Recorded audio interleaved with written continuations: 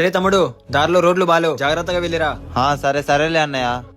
అన్నా, నా హెల్మెట్ ఇంట్లో మర్చిపోయాను. మా ఫ్రెండ్ బర్త్డే పార్టీకి వెళ్తున్నా, కొంచెం నీ హెల్మెట్ ఇస్తావా? సరే నరసింహ, తీసుకొని వెళ్ళు.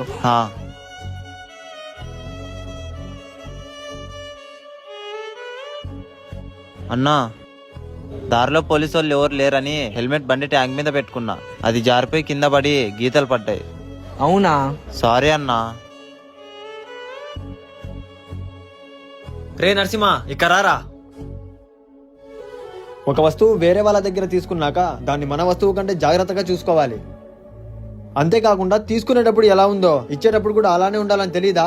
సర్లే అన్నయ్య, అది జస్ట్ హెల్మెట్ అంతే, దానికెందుకు అంతలా చెప్తున్నావు? ఆ వస్తువు చిన్నదైనా పెద్దదైనా నీది కాదు.